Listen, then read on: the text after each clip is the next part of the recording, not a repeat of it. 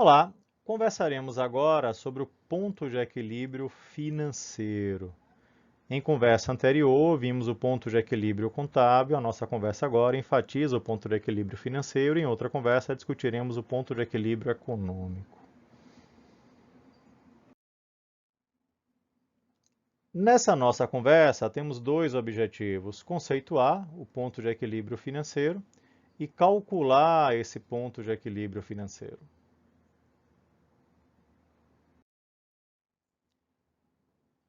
De conversa anterior, vimos a figura do ponto de equilíbrio contábil. O que é o ponto de equilíbrio contábil? É o volume das vendas ou o faturamento aí das vendas necessário para ter lucro nulo, quer dizer, para cobrir todos os gastos, representando aí nos gastos a soma dos gastos variáveis com os gastos fixos.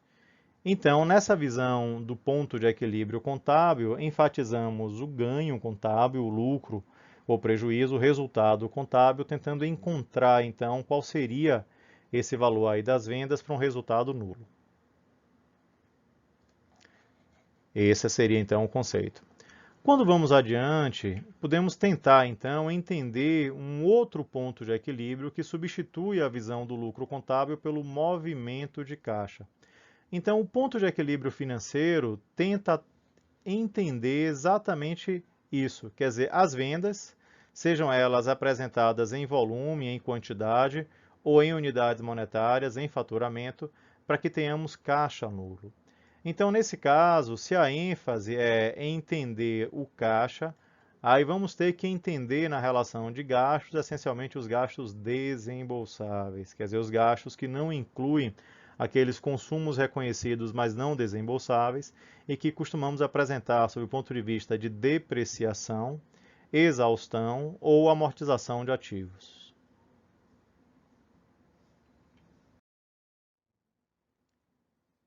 Então, se vamos entender o ponto de equilíbrio financeiro, essencialmente ele busca trazer uma visão de caixa nulo. Nessa visão de caixa nulo, vamos então calcular exatamente isso. O nosso ganho unitário, representado aí pela margem de contribuição unitária. Então, os gastos financeiros desembolsáveis dividido pelo ganho unitário. Então, quanto precisamos vender em quantidade aí ou volume para, a partir desses ganhos unitários, pagar esses gastos fixos, enfatizando apenas os gastos desembolsáveis, os gastos que de fato saem do nosso bolso. Ou seja, nessa análise, vamos então desprezar, não incorporar os gastos não desembolsáveis. Uma outra forma, então, seria analisar lá os gastos fixos totais que usamos para o cálculo do ponto de equilíbrio contábil, mas tirando dessa parcela dos gastos totais aqueles não desembolsáveis, quer dizer, aqueles gastos cujo consumo foi reconhecido, mas que não representam desembolso de caixa. Então, tradicionalmente, apresentamos eles por meio aí dos conceitos de depreciação, amortização de ativos ou exaustão. Então, no momento que nós fazemos isso, nós estamos calculando esse volume de vendas ou vendas em unidades monetárias para que tenhamos caixa nulo.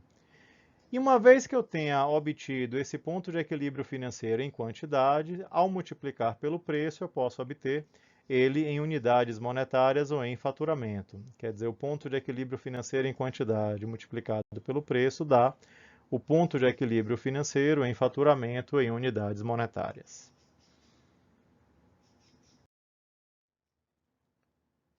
Ilustrando sua aplicação, considere esse exemplo, que eu estou chamando aqui fábrica doces e doçuras, gastos fixos 50 mil, preço médio 14,50, variável 9,50, mais nesse total de gastos fixos existem depreciações e amortizações de ativos no valor de 15 mil.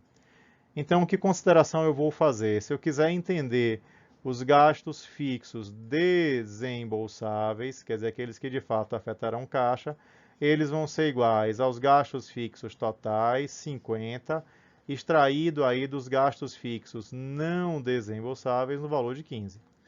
Então, se eu faço essas considerações, aí eu vou poder calcular o nosso ponto de equilíbrio financeiro.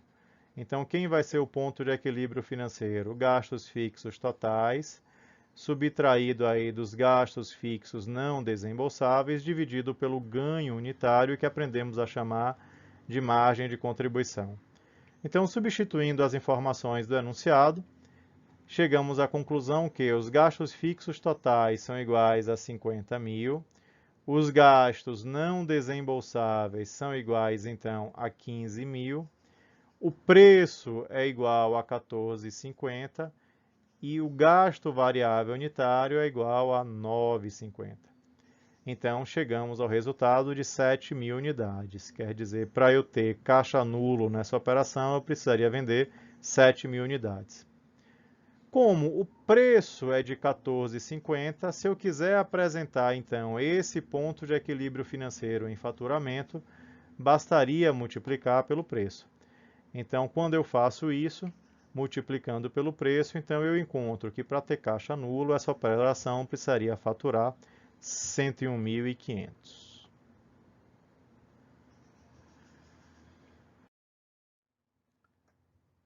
Com isso, esperamos ter alcançado os objetivos pretendidos, que envolviam conceituar o ponto de equilíbrio financeiro, calcular o ponto de equilíbrio financeiro. Quer dizer, já havíamos visto em conversa anterior o nosso ponto de equilíbrio contábil, vimos agora o ponto de equilíbrio financeiro e existe um outro ponto de equilíbrio que veremos em conversa posterior, que é o ponto de equilíbrio econômico.